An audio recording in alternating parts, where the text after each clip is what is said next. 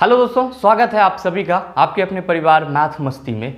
मैं हूं आलोक सिंह आतिश और आज के इस वीडियो सेशन में हम लोग बात करने वाले हैं बल तथा गति के नियम के दूसरे पार्ट की। जी हां, मैंने पहले पार्ट में आपको इस चैप्टर से जो भी न्यूमेरिकल आते हैं उसके लिए जो ज़रूरी फार्मूला चाहिए उन सारे फार्मूला का डिस्कशन कर दिया था। और अगर आपने अभी तक पहला पार्ट नहीं देखा है तो ऊपर आई बटन में मैंने उसका लिंक दे दिया है, आप जा करके वहाँ देख सकते हैं। आज हम आपको टोटल 10 क्वेश्चन करवाने वाले हैं और सारे क्वेश्चन आपको कल के फार्मूला से रिलेटेड है और सारे इंटरेस्टिंग क्वेश्चन हैं। आप अगर आपने सही कंसेप्ट लिया है या फिर अगर आपने कहीं से पढ़ा है तो आप आसानी से सीख सकते हैं इसको। आइए दोस्तों, आज का हम लोगों का पहला क्वेश्चन है क्वेश्चन नंबर 1। क्या कह रहा है कि 120 केजी द्रव्यमान की बंदूक से एक 0.04 केजी द्रव्यमान की गोली दागी जाती है।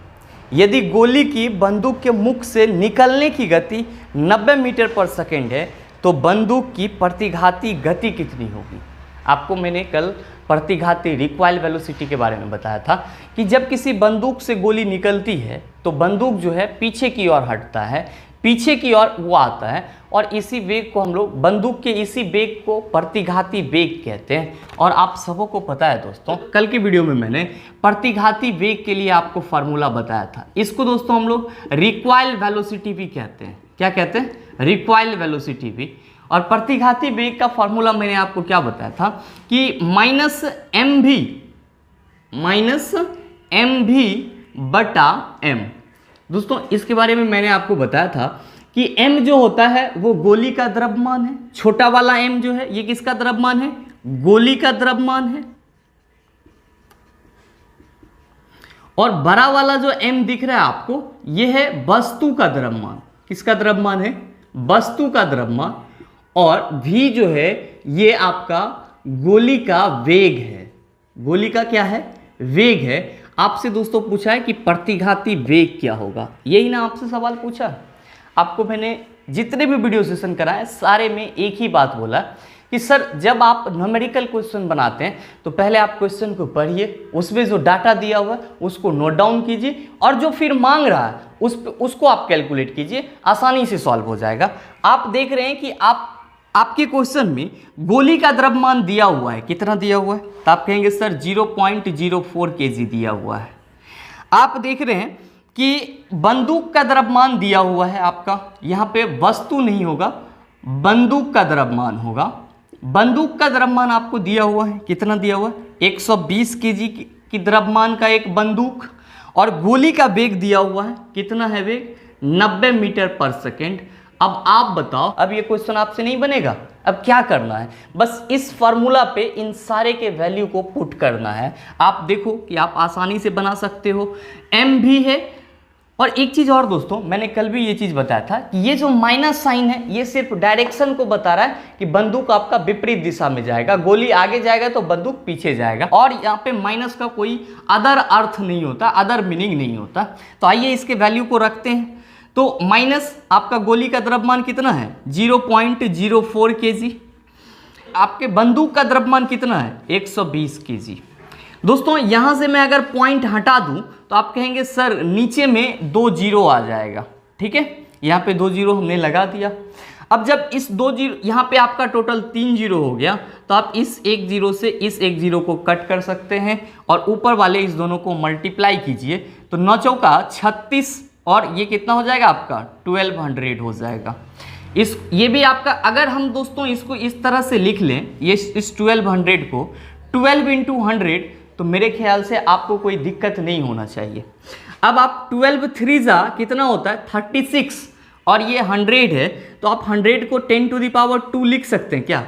ऑब्वियसली लिख सकते हैं। लेकिन दोस्तों 3/10 टू द पावर 2 जब इसको ऊपर ले जाएंगे आपका तो 3 इंटू 10 टू द पावर -2 हो जाएगा। मतलब आपका जो प्रतिघाती वेग होगा वो 3 into 10 to the power -2 metre per second होगा। मीटर पर सेकेंड मतलब कि आपकी इस क्वेश्चन का जो सही आंसर होगा वो ऑप्शन नंबर डी होगा। उम्मीद करते हैं कि ये चीज़ आप समझ गए होंगे क्योंकि बहुत ही आसान सा क्वेश्चन था। अब हम लोग अगले क्वेश्चन की तरफ चलते हैं। दूसरा क्वेश्चन हम लोग देखते हैं, बहुत ही इजी है। अगर आपने कभी नहीं भी पढ़ा है तो भी आप समझेंगे, बहुत आसान सा क्वेश्चन, कि 60 केजी द्रव्यमान की वस्तु को 4 मीटर पर सेकेंड के त्वरण से हस्तांतरित करने के लिए कितना बल लगाना होगा। अब कोई 60 केजी का वस्तु है तो आप लिख लीजिए कि वस्तु का द्रव्यमान कितना है, वस्तु का द्रव्यमान कितना है, तो आप कहेंगे सर 60 केजी है, कितना त्वरण से उसको ले जाना है, तो 4 मीटर पर सेकेंड स्क्वायर के त्वरण से ले जाना है। आपसे पूछ रहा है कितना बल लगाना होगा 4 मीटर पर सेकेंड स्क्वायर के त्वरण को प्राप्त करने के लिए। Sir F equal to force equal to होता है वस्तु का द्रव्यमान इंटू त्वरण, वस्तु का द्रव्यमान इंटू त्वरण।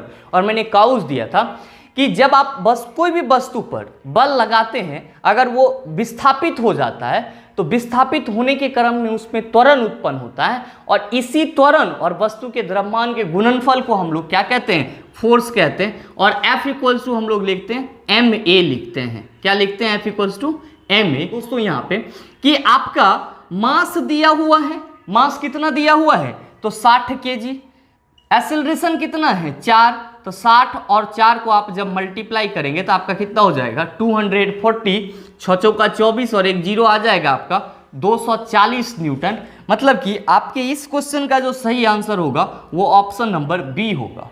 एक बात और मैं आपको बता दूं दोस्तों, या सिंपल वे में आपको, कि जब भी आपको क्वेश्चन में द्रव्यमान और त्वरण दिखे, बल निकालने के लिए बोला जाए, तो सिर्फ और सिर्फ दोनों को गुना कर दीजिए, आपको कितना बल आएगा वो आसानी से निकल जाएगा। अब हम लोग तीसरे नंबर की क्वेश्चन की बात करते हैं। तीसरे नंबर का क्वेश्चन दोस्तों आपसे पूछा है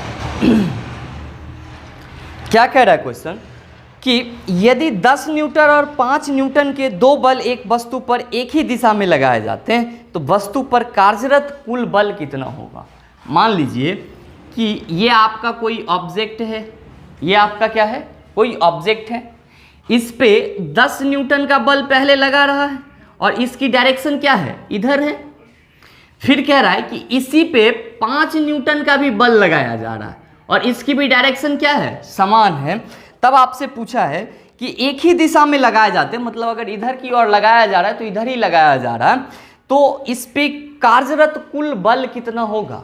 दोस्तों जब आपको इस टाइप का क्वेश्चन पूछा जाए तो आप सिंपल इस दोनों बल को जोड़ सकते हैं, आपका आंसर आ जाएगा कितना, जोड़ करके आपको आ जाएगा 15 न्यूटन। आपकी इस क्वेश्चन का सही आंसर कितना है, तो सही आंसर हो जाएगा ऑप्शन नंबर सी 15 न्यूटन। अब आप कहेंगे कि सर बल तो सदिश राशि है, फिर आपने अलजेब्रिक एक्सप्रेशन के तौर पे इसको क्यों जोड़ दिया। ऐसा इसलिए जोड़ा कि आप जब कहते हैं कि मान लीजिए कि कोई पत्थर है जो रखा हुआ है, पत्थर का वजन जनरली भारी होता है, हैवी होता है, तो आप गए और उसको एक बार ऐसे पुश किए। सपोज कीजिए कि आप अपना बल लगा रहे हैं 100 न्यूटन का, कितना न्यूटन का, 100 न्यूटन का पत्थर को खिसकाने के लिए, लेकिन पत्थर आपसे ना खिसक रहा है। आप अपने दोस्त को बुलाए और वो क्या किया कि 100 न्यूटन का बल वो भी लगा दिया, तो पत्थर को खिसकाने में आपको टोटल बल कितना लगा। तो आप कहेंगे सर 100 न्यूटन मेरा वाला लगा और 100 न्यूटन मेरे दोस्त का लगा, मतलब टोटल कितना लगा, 200 न्यूटन लगा। तो जब दोस्तों बल एक ही दिशा में लग रहा हो, बहुत सारा बल, तो उसका जो परिणामी बल होता है उन सारे बलों का योग होता है। इसीलिए आपके इस क्वेश्चन का answer option number C 15 newton होगा। आइए दोस्तों अब हम लोग चौथे नंबर के क्वेश्चन की बात करते हैं। आइए दोस्तों चौथा नंबर का क्वेश्चन आपसे क्या कहता है कि द्रव्यमान 400 केजी की बंदूक के संवेग की गणना करें जब इसकी प्रतिघात का वेग 0.25 मीटर पर सेकेंड होता है। अब ये क्या कह रहा है कि किसी बंदूक का द्रव्यमान, तो बंदूक का द्रव्यमान, बंदूक और गोली में बंदूक बड़ा होता है तो बंदूक के द्रव्यमान को हम बड़ा वाला m से रिप्रेजेंट करते हैं। बंदूक का द्रव्यमान कितना दिया हुआ है, 400 केजी दिया हुआ है। कितना दिया हुआ है, 400 केजी। अब कह रहा है कि बंदूक का संवेग क्या होगा, बंदूक का संवेग क्या होगा, संवेग इक्वल टू व्हाट, जब बंदूक का प्रतिघाती वेग कितना है, प्रतिघाती वेग है आपका 0.25 मीटर पर सेकेंड। अब आप लोग कंफ्यूज कर रहे होंगे कि सर प्रतिघाती वेग में संवेग कहाँ आता है। भैया देखिए यहाँ पे प्रतिघाती वेग का फॉर्मूला पहले समझिए कि प्रतिघाती वेग इक्वल्स टू हमने आपको क्या बताया, तो आप कहेंगे सर आपने माइनस एम वी बटा एम बताया। अच्छा ये बताइए कि संवेग हम लोग किसको कहते हैं, तो आप कहते हैं सर संवेग जो होता है वो वस्तु का द्रव्यमान और उसके वेग का गुणनफल होता है। आप यहाँ पे संवेग को कैसे रिप्रेजेंट करते हैं भैया, P equals to M V, क्या कहते हैं P equals to M V. आप यहाँ पे देखिए इस फॉर्मूला में एम भी आपको दिख रहा है, संवेग मतलब आपके क्वेश्चन में इसी संवेग की बात करा गया है, यहाँ पे जो एम भी दिख रहा है इसी की बात करा गया है। आपके क्वेश्चन के डाटा के अनुसार प्रतिघाती वेग का वैल्यू कितना है भैया, 0.25 मीटर पर सेकेंड। अब आपको निकालना क्या है, माइनस एम भी, और आपको संवेग निकालना है, तो वस्तु का द्रव्यमान कितना दिया हुआ है यहाँ पे 400 केजी दिया हुआ है। अब देखिए दोस्तों यहां से हम इस पॉइंट को हटा करके 100 कर देते हैं और इसको डिवाइड भी कर दे तो 25 चौका 100 हो जाएगा। अब इसको हम क्रॉस मल्टीप्लीकेशन कर दें तो आप कहेंगे सर ये 400 हो जाएगा और माइनस एम भी इंटू 4 हो जाएगा। आपका जब ये कटेगा तो 4 इंटू 100 मतलब जो आपका एम भी है माइनस एम भी इक्वल टू कितना हो जाएगा 100, और आप इसको लिख सकते हैं, तो आप संवेग का यूनिट यहाँ पे लगा दीजिए 100 केजी मीटर, आप पर सेकेंड को ऐसे भी लिख सकते हैं। मतलब आपके इस क्वेश्चन का जो सही आंसर होगा वो होगा option number B, option number B. उम्मीद करते हैं कि ये चीज़ आप समझ गए होंगे। एक चीज़ और आप लोगों के मन में कन्फ्यूज़न आ रही होगी कि सर यहाँ पे माइनस है तो आपने इसका कोई यूज़ नहीं किया, तो माइनस आपका सिर्फ और सिर्फ डायरेक्शन बता रहा, ना कि इसका मैग्नीट्यूड में कोई यूज़ हो रहा है। मैंने यहाँ पे प्रतिघाती वेग वाले में ये चीज़ बताया था। आइए दोस्तों आपका 5वां नंबर का क्वेश्चन क्या कहता है इस चीज़ को देख लेते हैं। 5वां नंबर का कहता है कि जब किसी प्रतिरक्षा बल को विपरीत दिशा में लगाया जाता है तो दो दिशाओं के बीच कौन होगा। दोस्तों आपसे प्रतिरक्षा बल पूछे या संरक्षित बल पूछे या कोई भी बल पूछे, बस क्वेश्चन में आप एक चीज का ध्यान दीजिएगा कि अगर विपरीत दिशा में कहा जा रहा है, विपरीत दिशा में कहा जा रहा है तो हमेशा 180 डिग्री का कोण बनेगा। अब आप कहेंगे सर 180 डिग्री का कैसे आप अपने मन से कह दिए, ऐसे कैसे हो जाएगा, तो हो जाएगा ऐसे। देखिए कि मान लीजिए कि आपका ये कोई एक ब्लॉक है या लकड़ी का टुकड़ा है, एक बच्चा क्या कर रहा है कि इसको यहां से इधर खींच रहा है, यहां से इधर खींच रहा है, कितना न्यूटन से, तो भाई 10 न्यूटन से खींच रहा है इस डायरेक्शन में। अब दूसरा कोई बच्चा है वो क्या कर रहा है कि अब मान लीजिए कि ये इधर जा रहा है, आपके बाएं तरफ ये जा रहा है तो ये इधर खींच रहा है। अब आएगा कहेगा दाएं तरफ हमको ले चलना है, ये भी 10 न्यूटन का ही बल लगा रहा है यहाँ पे, तो ये आपको चाह रहा है क्या कि हम उधर खींच के ले जाएं। अब आप मेरे को बताओ कि अगर ये सीधी रेखा ना लगता आपको यहाँ पे, अगर मैं आपको इसको मिला दूं कि सर ये सीधी रेखा में एंगल हो रहा है, तो आप बताओ कि जब कोई रेखा सीधी होती है सरल रेखीय कोण पर कितना डिग्री का एंगल बनता है, यहाँ पे कितना डिग्री होगा, आप ना कहेंगे सर 180 डिग्री बनता है। अब दूसरा चीज आप लोगों में से बहुत का दिमाग कहता होगा कि काहे हम बल ऐसे खींच के लगा दिए तो हम ऐसे ना लगा लें, तो भैया ये विपरीत दिशा नहीं हुआ, ये एंगल हुआ। विपरीत दिशा का मतलब क्या हुआ, एक का दूसरा उलट। अब आप किसी भी सिचुएशन में आप ऊपर लगा रहे हो बल, कहाँ लगा रहे हो, ऊपर लगा रहे हो बल, और फिर ये नीचे आ जाए इस तरह से, तो आप यहाँ भी देख रहे हैं कि ये सीधी रेखा में है। मतलब आपका कोई भी बल जब विपरीत दिशा की ओर लगेगा तो हमेशा कितने डिग्री का एंगल फॉर्म करेगा, तो 180 डिग्री का एंगल फॉर्म करेगा। मतलब आपके इस क्वेश्चन का जो ऑप्शन हो जाएगा वो हो जाएगा ऑप्शन नंबर सी। आइए अब हम लोग 6ठे नंबर के क्वेश्चन की बात करते हैं। 6ठा नंबर का क्वेश्चन क्या कह रहा है कि एक 800 केजी की कार 90 किलोमीटर पर आवर से चल रही है, ब्रेक लगने के बाद 5 सेकंड बाद यह कार रुकती है, ब्रेक द्वारा लागू किया गया बल क्या होगा। दोस्तों जब आपसे क्वेश्चन में ब्रेक लगने की बात करा जाए तब बड़ा कंफ्यूजन हो जाता है कि सर उसका एक्सेलरेशन कैसे निकाले, मंदन कैसे निकाले। पहले हम क्वेश्चन की बात करते हैं और फिर आसानी से इसको समझेंगे भी। कह रहा है कि जो कार है उसका द्रव्यमान कितना है, कार का द्रव्यमान, तो आप कहेंगे सर 800 केजी दिया हुआ है। कह रहा है कि कार 90 किलोमीटर पर आवर से चल रही है। तो 90 किलोमीटर पर आवर से जब चल रही है तो मान लीजिए कि ये कार है, सॉरी कार का फिगर ऐसे होगा ना, तो आदमी का फिगर बना रहे थे। मान लीजिए कि ये कार है, ये इस पे चल रही है कितने किलोमीटर पर आवर के वेग से, 90 किलोमीटर पर आवर के वेग से। यहां पे इसको किसी परिस्थिति, कोई सिचुएशन के चलते ब्रेक लगाना पड़ रहा है, तो ब्रेक जब लगाएगा तो कार रुक जाएगा। मतलब इस स्थिति में उसकी वेग क्या हो जाएगी, 0 हो जाएगी, तभी ना कार रुकेगा। अरे भैया जब वेग 0 हो जाएगा तो हम किस वेग की बात कर रहे हैं, अंतिम वेग की बात कर रहे हैं। भी आपका क्या हो जाएगा, 0। अब आप कहेंगे तो यू क्या होगा, तो आपको तो बोल ही रहा है कि कार 90 किलोमीटर पर आवर के चाल से चल रहा है, तो यू आपका 90 किलोमीटर पर आवर हो गया। भैया कार में ब्रेक लगाएंगे तो रुक जाएगा, मतलब भी हो गया कितना, 0। और कह रहा है कि टाइम कितना लेगा ये, तो 5 सेकेंड लेगा। रुकने में कितना टाइम लेगा, 5 सेकेंड। तो कह रहा है कि ब्रेक द्वारा लागू किया गया बल क्या होगा, ब्रेक लगाने के बाद उस कार के पहिए पे कितना बल लगा उसको रोकने के लिए। तो आपको पता है दोस्तों कि F इक्वल टू क्या होता है, ma होता है।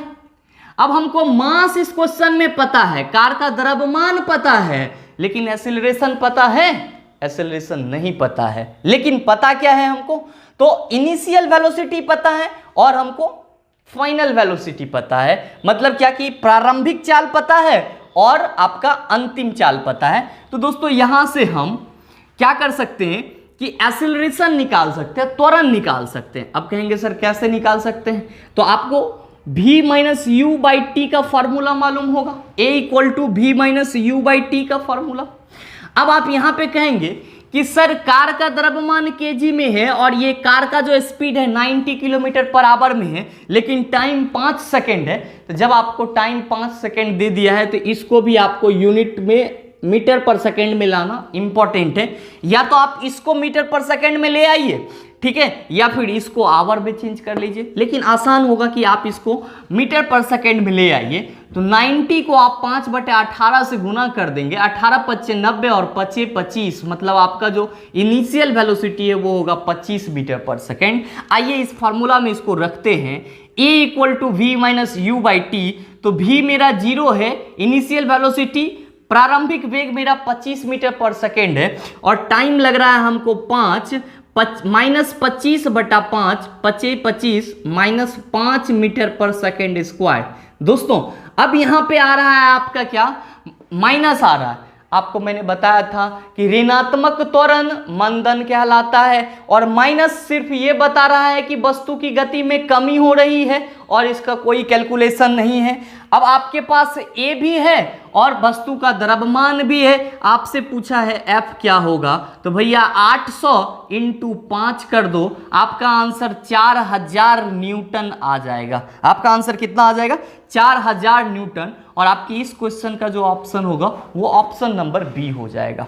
दोस्तों एक चीज आप लोगों को कंफ्यूजन रह जाती है क्या कि सर जब कोई वस्तु चल रही होती है तो ब्रेक लगाते हैं तो वहां पे प्रारंभिक वेग और अंतिम वेग को पहचानना बड़ा मुश्किल हो जाता है। तो मैं आपको इसके लिए एक एग्जांपल दूं तो आप समझ जाएंगे इसको बेहतर तरीके से। कैसे, सपोज कीजिए कि आप गांव में, अपने गांव में या अपने सड़क पे चल रहे हैं और आपके पीछे अचानक से कोई पागल कुत्ता क्या हो रहा है कि आ जा रहा है। तो दोस्तों होता क्या है कि जैसे ही आप चल रहे हैं तो आपकी अपनी एक समान चाल है, किसी न किसी चाल से चल रहे होंगे। तो किसी न किसी चाल से चल रहे होंगे तो आप मान लीजिए कि हम 5 किलोमीटर पर आवर के चाल से चल रहे हैं। कितना किलोमीटर पर आवर के चाल से चल रहे हैं, 5 किलोमीटर पर आवर के चाल से चल रहे हैं। अब जैसे ही आपके पीछे कोई पागल कुत्ता अचानक से आ गया तो आप क्या कहते हैं कि सर आप दौड़ना शुरू कर देते हैं उससे बचने के लिए। मतलब आपका जो गति है वो परिवर्तित होकर के 10 किलोमीटर पर आवर हो जाता है उस समय तक के लिए। तो यहाँ पे ये पहचानना बहुत ही आसान है कि सर 5 किलोमीटर मेरा प्रारंभिक वेग था, जब मेरे पीछे कुत्ता दौड़ना शुरू हो गया तो हम 10 किलोमीटर पर आवर के चाल से चलना शुरू कर दिए। तो ये मेरा प्रारंभिक वेग हुआ और ये मेरा अंतिम वेग हुआ। अब इसके परिवर्तन में सपोज कीजिए कि आपको 3 सेकेंड का टाइम लग गया इस स्पीड को पाने के लिए, तो आप तो यहाँ पे त्वरण निकाल लेंगे। लेकिन क्या हो जाए कि आप 10 किलोमीटर पर आवर के चाल से जब चलना शुरू किए, 10 किलोमीटर पर आवर के चाल से क्या किए आप, चलना शुरू किए। चलने के बाद आप किसी पत्थर से टकरा गए, यहाँ पे कोई पत्थर था, टकरा गए और आप गिर गए। और जैसे ही आप गिरे तो आपकी जो गति थी वो कितनी हो गई, आप कहेंगे सर 0 हो गई। कितनी हो गई, 0। सुनिए, आप जब गिरे तो उस समय भी कुछ ना कुछ टाइम लगा होगा, मान लीजिए 2 सेकेंड या 3 सेकेंड का, तो यहाँ पे आपको 3 सेकेंड का टाइम लग गया। कितना टाइम लग गया, 3 सेकेंड का। भैया कब, जब आप गिर गए तो आपको गिरने में और आपकी गति को 0 होने में। अब इस कंडीशन में आपका प्रारंभिक वेग और अंतिम वेग क्या होगा, तो भैया आप 10 किलोमीटर पर आवर के स्पीड से चल रहे थे, तो जब आप पत्थर से टकराए उससे पहले आपकी स्पीड क्या थी, 10 किलोमीटर पर आवर। तो ये आपका u हो जाएगा। 1 मिनट बस ध्यान से देखिएगा, समझ जाएंगे, पूरी जिंदगी कंफ्यूजन नहीं रहेगा। u आपका कितना हो जाएगा, गिरने से पहले आप 10 किलोमीटर पर आवर के चाल से चले, गिरने के बाद आपकी v कितनी हो गई, 0 हो गई, गति 0 हो गई, तभी ना भाई आप रुकेंगे। जब आप रुक गए मतलब v क्या हो गया आपका, 0 हो गया। इसका समझाने का मतलब यह हुआ, तो ब्रेक लगाने से पहले या रुकने से पहले जो उसकी गति होगी वो उसकी प्रारंभिक गति होगी, और रुकने के बाद तो गति 0 हो जाती है। तो इस कंडीशन में आपका जो ये होगा अंतिम वेग होगा वो क्या हो जाएगा, 0 हो जाएगा। और एक बात और याद रखेंगे हमेशा कि आपका जब त्वरण ऋणात्मक हो जाए या क्वेश्चन में मंदक बल की चर्चा कर दे तो आप समझ जाइए कि वहां पे जो है हमको हमेशा रिटार्डेशन निकालना है, मतलब क्या कि मंदन निकालना है। तो उम्मीद करते हैं ये बात आप आसानी से समझ गए होंगे कि जब कोई वस्तु एक समान चाल से चल रही है और उसको ब्रेक लगाना पड़े तो जिस समान चाल से चल रही है वही समान चाल उसकी क्या हो जाती है, प्रारंभिक गति हो जाती है या प्रारंभिक वेग हो जाती है। आइए चलते हैं हम लोग अब अपने अगले क्वेश्चन की तरफ। आपका अगला क्वेश्चन 7 नंबर क्वेश्चन, आप लोगों ने इस पे कमेंट भी किया था कि सर प्रकृति में डैश प्रकृति में अकेले कभी नहीं होता। कल के नोट में मैंने आपको बताया था कि बल प्रकृति में कभी अकेले नहीं होता। आप लोगों ने क्वेश्चन पूछा था कि बल प्रकृति में अकेले क्यों नहीं होता। अच्छा आप एक बात बताओ कि फोर्स एक्चुअली में क्या है, तो आप कहेंगे सर फोर्स एक्चुअली में खिंचाव या धक्का है, मतलब जब किसी वस्तु को खींच रहे हैं या फिर जब किसी वस्तु को धकेल रहे हैं, तो खिंचाव या धक्का है, इसी को तो हम बल कहते हैं। अब वो खिंचाव धक्का क्या कर रहा है, वस्तु की स्थिति में परिवर्तन कर रहा है, तब आप कह रहे हैं कि उस पर बल लग रहा है।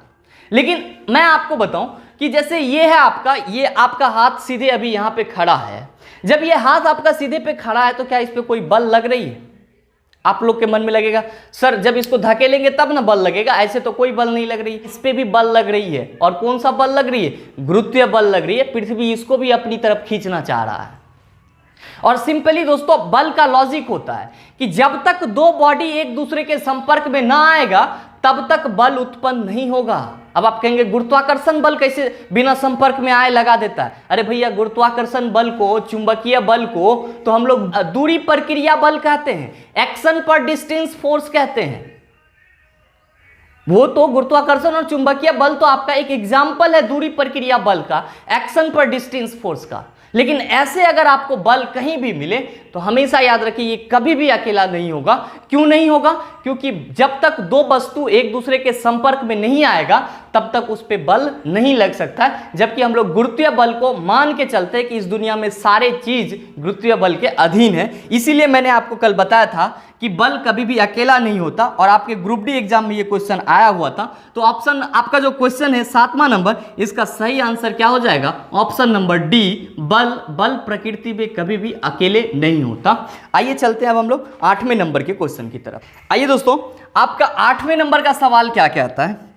8वें नंबर का सवाल आपसे पूछा है कि एक 2 kg द्रव्यमान की वस्तु 4 मीटर पर सेकंड के त्वरण से चल रही है तो उस पर लगा हुआ नेट बल क्या होगा। दोस्तों अभी जस्ट पीछे वाले क्वेश्चन में, क्वेश्चन नंबर 2 में आपको मैंने बताया था कि जब आपको क्वेश्चन में द्रव्यमान दिया हुआ हो और वस्तु का त्वरण दिया हुआ तो सीधे आप गुना कर दीजिए, आपका आंसर आ जाएगा। मतलब हुआ कि F = आप ma कहते हैं ना इसी को, मतलब आपका द्रव्यमान कितना दिया हुआ है 2, और आपका जो त्वरण है वो कितना है 4 मीटर पर सेकेंड, मतलब इस पे जो नेट बल लगेगा वो 8 न्यूटन का लगेगा। आपके इस क्वेश्चन का सही आंसर ऑप्शन नंबर डी होगा। अगले क्वेश्चन की तरफ चलते हैं। आइए दोस्तों अब आपका 9वां नंबर क्वेश्चन क्या कह रहा है, इस चीज को आप ध्यान से देखिएगा। कह रहा है कि 80 केजी द्रव्यमान वाली एक वस्तु 60 मीटर पर सेकेंड वेग के साथ गतिमान है, वस्तु में उत्पन्न संवेग कितना होगा। अब देखिए कि आपसे पूछा है कि कोई वस्तु है जिसका द्रव्यमान कितना है, द्रव्यमान है 80 केजी, द्रव्यमान कितना है 80 केजी, वस्तु 60 मीटर पर सेकंड के वेग से गतिमान है, वेग कितना है भैया 60 मीटर पर सेकंड। आपसे पूछा है सीधे सीधे संवेग कितना होगा, आप इसका जवाब ना देंगे, काहे नहीं देंगे, तो सर को ना संवेग को हम P से रिप्रेजेंट करते हैं और यही संवेग तो हमसे पूछा है। कल वाले वीडियो में मैंने आपको बताया था कि संवेग P इक्वल टू होता है वस्तु का द्रव्यमान गुना वस्तु का वेग, P इक्वल्स टू mv। देखिए आपके क्वेश्चन में दोनों डाटा दिया हुआ है, 80 केजी वस्तु का द्रव्यमान है और वस्तु 60 मीटर पर सेकंड के हिसाब से जा रहा है, मतलब 8 6 के 48, आपका 4800। अब आप कहेंगे इसका यूनिट भी बता दीजिए, तो भैया मास को आप केजी में मापते हो, अब आप वेलोसिटी को मीटर पर सेकेंड में, तो संवेग का unit KG metre per second, KG metre per second. मतलब आपके इस क्वेश्चन का आंसर जो होगा ऑप्शन नंबर बी होगा, क्योंकि ऑप्शन नंबर बी में KG metre per second unit ठीक है आपका, जबकि ऑप्शन नंबर सी में यूनिट ठीक नहीं है, क्योंकि एस अगर नीचे में है तो ये ऊपर जाएगा तो इस पर -1 होगा, इसलिए आपके इस क्वेश्चन का आंसर ऑप्शन नंबर बी होगा। आइए दोस्तों, आपका 10वां नंबर क्वेश्चन क्या कहता है, इसको भी देख लेते हैं हम लोग। कह रहा है कि 30 केजी द्रव्यमान की एक वस्तु 20 मीटर पर सेकेंड की आरंभिक गति से चल रही है। कोई 30 केजी द्रव्यमान का वस्तु है, तो वस्तु का द्रव्यमान दिया हुआ है m, दिया हुआ है कितना 30 केजी, कितना दिया हुआ है 30 केजी। कह रहा है कि वस्तु 20 मीटर पर सेकेंड की आरंभिक गति से चल रही है, तो भैया इसका u जो है वो पहले ही क्लियर कर दिया है कि कितना है 20 मीटर पर सेकेंड। अब कह रहा है कि यदि उसके ऊपर 60 न्यूटन का मंदक बल लगाया जाए, दोस्तों मंदक बल कह रहा है मतलब रोकने वाला बल कह रहा है, तो मंदन यहां पे जरूर होगा। अब कह रहा है कि मंदन किसको कहते हैं दोस्तों, तो आप कहेंगे ऋणात्मक त्वरण को तो मंदन कहते हैं। कहते हैं कि यदि इसके ऊपर 60 न्यूटन का मंदक बल लगाया जाता है तो इसे रुकने में कितना समय लगेगा। मंदक बल जब भी होगा तो रुकना चाहेगा वस्तु, मतलब उसकी वेग जो होगी वो 0 हो जाएगी। कौन सा वेग, अंतिम वेग। तो यहाँ पे आप समझ लीजिए कि v कितना हो जाएगा 0, और इस पे जो मंदक बल लग रहा है F जो लग रहा है वो कितना है आपका, तो आपका जो F लग रहा है वो 60 न्यूटन का लग रहा है, 60 न्यूटन का। अब आपको यहाँ पे इस क्वेश्चन को सॉल्व करने के लिए जरूरी रिक्वायरमेंट क्या है, आपको चाहिए तो इसे रुकने में कितना समय लगेगा, टाइम कितना लगेगा। अब आप लोग सोच रहे होंगे कि ये कैसे बनेगा, बिल्कुल आसानी से बनेगा। आप देखो कि आपको बल कितना, मंदक बल कितना लगा हुआ है भैया 60 न्यूटन। अरे भैया फोर्स इक्वल टू क्या होता है, तो आप कहेंगे ma, तो मास कितना है 30, a तो आपको निकालना था ना, तो 30 दूना कितना हो गया आपका 60। एक्सेलरेशन जो हो गया वो आपका -2 मीटर पर सेकेंड स्क्वायर। क्यों, क्योंकि मंदन हो रहा है, यहाँ पे ब्रेक लगाने के बाद क्या होता है मंदन होता है, तो त्वरण ऋणात्मक ऑब्वियसली आएगा। बिना त्वरण ऋणात्मक के हम क्वेश्चन में मंदक बोल ही नहीं सकते। अब ए तो आपको निकल गया -2 मीटर पर सेकेंड स्क्वायर। अब आपसे पूछा है कि तो इसको रुकने में कितना समय लगेगा। भैया आप ये बताओ जरा सा कि a इक्वल टू क्या होता है, तो आप कहेंगे v minus u by T, v minus u by T. आप देखिए डाटा आपको v भी दिया हुआ है और u भी दिया हुआ है, और मास और बल इस दोनों के इक्वेशन से आपने त्वरण निकाल लिया है, तो त्वरण का वैल्यू आप पुट कर दो -2 मीटर। आपका अंतिम वेग कितना है 0, और आपका जो प्रारंभिक वेग है वो कितना है आपका 20 मीटर। आप इसको कैलकुलेट कर लो, आपका ये क्या हो जाएगा -2, और इसको यहाँ पे कुछ ना तो 1 है, क्रॉस मल्टीप्लीकेशन कर दे यहीं पे, तो ये हो जाएगा -2 इंटू टी, और 0 में से -20 जाएगा तो -20 होगा। भैया ये माइनस और ये माइनस क्या हो जाएगा आपका कट जाएगा, और जब आपका कट जाएगा तो ये 2 10 जा 20, मतलब आपके इस क्वेश्चन का जो आंसर होगा वो हो जाएगा option number B, option number B, और कितना 10 सेकेंड, कितना हो जाएगा 10 सेकेंड।